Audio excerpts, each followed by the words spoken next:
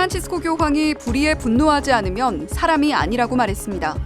전쟁으로 희생된 사람들을 추모하는 날을 맞아 한 발언인데 중동과 우크라이나 전쟁을 겨냥한 것으로 풀이됩니다.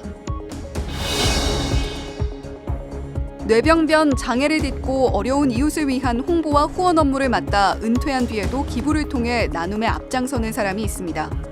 희망을 나누는 사람들, 두 번째 주인공 원유일 루카 씨를 만났습니다. 주님 봉헌 축일 축성 생활의 날을 맞아 한국 남자수도회 사도생활단 장상협의회 유덕현 아바스가 담화를 냈습니다. 시노드 교회 실현을 위해서는 상호 존중이 필요하다고 강조했는데 주요 내용 살펴봅니다.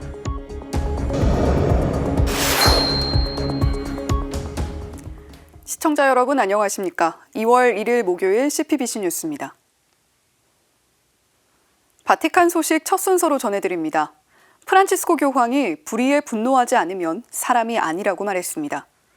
전쟁으로 희생된 사람들을 기리는 날을 맞아 내놓은 발언인데 중동과 우크라이나 전쟁을 겨냥한 것으로 풀이됩니다.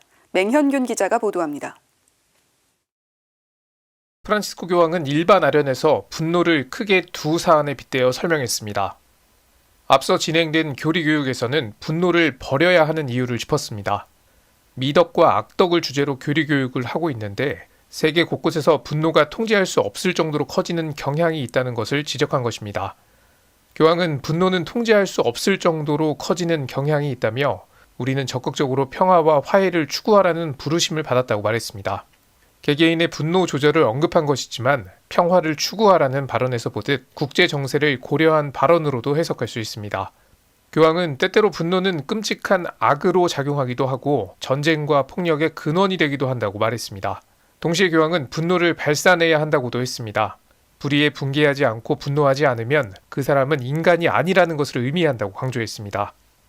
Se una persona non si arrabbiasse mai, se una persona non si indignasse davanti a un'ingiustizia, se davanti all'oppressione di un debole non sentisse fremere qualcosa nelle sue viscere, allora vorrebbe dire che quella persona non è umana e tantomeno cristiana. 이탈리아는 매년 2월 1일 전쟁으로 희생된 민간인을 추모하는데 교황은 이날을 맞아 분노를 언급한 것입니다. Al ricordo orante per quanti sono deceduti nei due conflitti mondiali, associamo anche i tanti, troppi, civili, vittime inermi delle guerre che purtroppo insanguinano ancora il nostro pianeta, come accade in Medio Oriente e in Ucraina. 그리고 교황은 불의에 대한 분노를 거룩한 분노라고 했습니다. CPBC 맹현균입니다. 희망을 나누는 사람들 시간입니다. 오늘은 뇌병변 장애를 딛고 지역사회의 어렵고 힘든 이웃을 위해 일해온 신자, 장애인 원유일 루카 씨를 만나봅니다. 직장에서 은퇴했음에도 작은 풀 프렌즈라는 모임을 만들어 어려운 이웃을 위한 나눔에 힘쓰고 있다고 하는데요. 이힘 기자가 만났습니다. 글쓰기를 좋아하는 원유일 씨가 자신의 방에서 원고를 쓰는데 여념이 없습니다. 뇌병변 장애를 갖고 태어났지만 글쓰기에 소질이 있어 한 글자 한 글자 정성을 들여 글을 씁니다. 작은 풀이라는 필명으로 활동하는 원 씨는 카카오톡으로 전하는 짤막한 글을 통해 지인들과 소통하고 있습니다.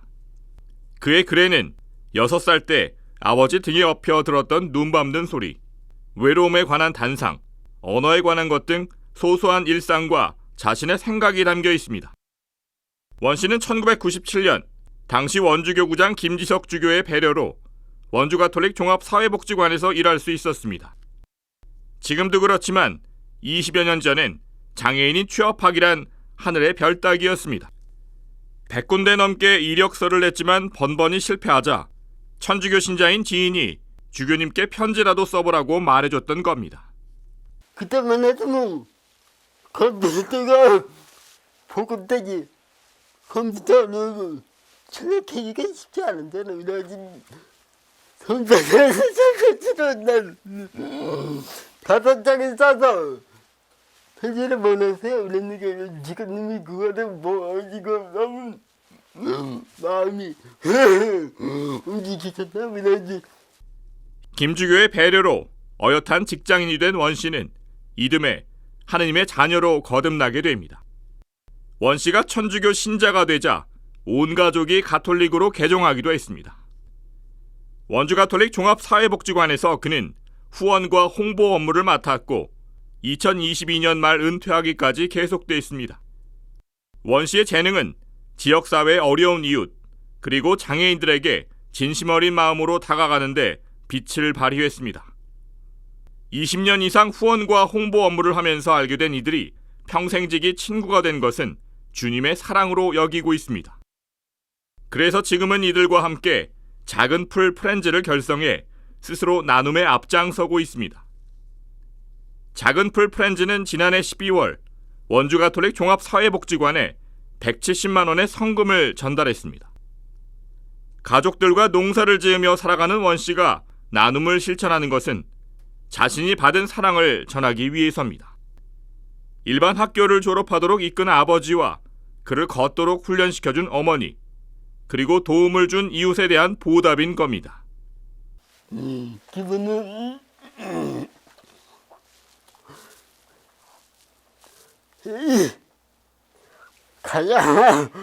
가장 쉽게 이웃을 사랑할 수 있는 방법입니다. CPBC 이심입니다. 주님 성탄 대축일을 지내고 40일째가 되는 내일은 주님 성탄과 주님 공현을 마감하는 주님 봉헌축일인데요. 교회는 이날을 축성 생활의 날로 제정해 수도 성소를 위해 특별히 기도하고 축성 생활을 올바로 이해하도록 권고합니다. 한국남자수도회 사도생활단 장상협의회 회장 유덕현 아빠스는 담화를 통해 상호 존중과 경청으로 참된 친교가 이루어져야 복음을 증거할 수 있다고 강조했습니다. 담화 내용을 서종빈 기자가 전해드립니다. 올해 축성 생활의 날 담화는 같은 길을 걷는 시노드 교회였던 초대 교회의 모습을 돌아보며 시작합니다. 초대 교회는 함께 모여 기도하고 의논하며 모든 것을 공유했고 이를 위해 상호 존중하고 경청했던 교회였습니다. 유덕현 아빠스는 담화에서 이렇게 묻습니다. 교회가 무엇입니까? 교회는 무엇을 위해 태어났습니까? 교회는 세례를 받고 예수님의 이름으로 모인 사람들의 모임이고 하느님과 형제 자매들이 서로 사랑하기 위해 태어났다고 말했습니다. 유 아빠스는 요즘 나이 많은 수도자들이 수도회를 떠나고 있는데 가장 큰 이유는 상호 존중하지 않는 개인주의 때문이라고 진단했습니다. 수도회 안에서 자신의 존재 가치를 느낄 수 없고 쓸모없는 사람으로 취급받고 행복하지 않기 때문이라는 것입니다. 상호 존중이 없다 보니 소외감을 느껴 함께 사는 것이 즐겁지 않고 그러다 보니 개인적인 시간과 공간으로 도피하게 된다고 설명했습니다. 유덕현 아빠스는 시노드와 시노달리다스는 상호 존중으로부터 실현이 시작된다고 거듭 강조했습니다. 서로 존중하게 되면 함께 있고 싶고 서로 경청하게 되며 자연스럽게 참된 친교가 이루어진다고 말했습니다.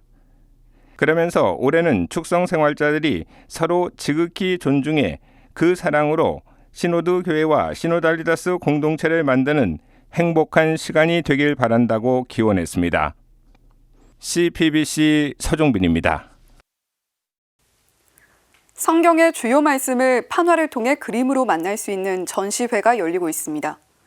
국립세계문자박물관의 기획특별전, 문자와 삽화, 알브레이트 뒤러의 판화를 만나다인데요.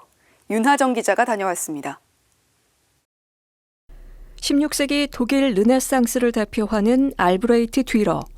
뒤러의 3대 목판화와 4대 동판화 등 50여 점의 작품이 국립세계문자박물관 기획전시실에 펼쳐져 있습니다. 3대 목판화는 성모 마리아의 생애, 대순환, 요한 묵시록, 4대 동판화는 아담과 하와, 기마병, 서재의 성 에로니모, 멜랑콜리아 1, 모두 독일 슈바인프루트의 오토 셰퍼 박물관에서 빌려왔습니다. 특히 3대 목판화는 모두 초판본입니다. 성모 마리아의 생애는 마리아의 탄생부터 죽음의 과정을 묘사한 20점의 목화나 연작입니다. 대순환은 예수가 고통받는 모습을 담은 12점의 연작이며 요한묵시록 15점에는 그리스도의 부활과 천국의 도래 등이 표현되어 있습니다. 대다수가 성경의 내용을 묘사하고 있는 만큼 그리스도교 신자들에게는 더욱 친숙하게 느껴지는 작품입니다. 하지만 성경을 그대로 옮기진 않았습니다. 한 예로 작품 마리아의 약혼에서는 예복이나 건축 양식이 이스라엘이 아니라 뒤러의 고향인 독일 뉘른베르크를 배경으로 하고 있습니다. 또 자신을 상징하는 이니셜 AD를 작품마다 다양한 형태로 각인한 점도 인상적입니다. 디러웨 같은 경우에는 오히려 본인이 자의식을 가지고서 성경의 내용을 그대로 주문자의 의뢰에서 표현한 것이 아니라 자기의 이제는 생각도 같이 녹여서 그림으로서 메시지를 전달했다는 차원에서 장인에서 이제 화가로서 한 단계 더 도약한, 그리고 또한 자의식이 굉장히 강했던 미술가로서 작품마다 자기의 이제 서명을 넣었던 화가로서 이제 살펴보시면 될 것 같아요. 뒤러는 스스로 장인이 아니라 아티스트로 도약함과 동시에 문자의 보조 역할을 하던 이미지를 판화라는 예술 장르로 끌어올린 셈입니다. 이번 전시는 설날 당일과 박물관 휴관일인 월요일을 제외하고 오는 3월 31일까지 무료로 관람할 수 있습니다. CPBC 윤하정입니다. 제 뒤쪽으로 수많은 빨간 점들이 보이시죠? 이 점들 대부분은 전세 사기로 인해 나온 부동산 경매 매물인데요.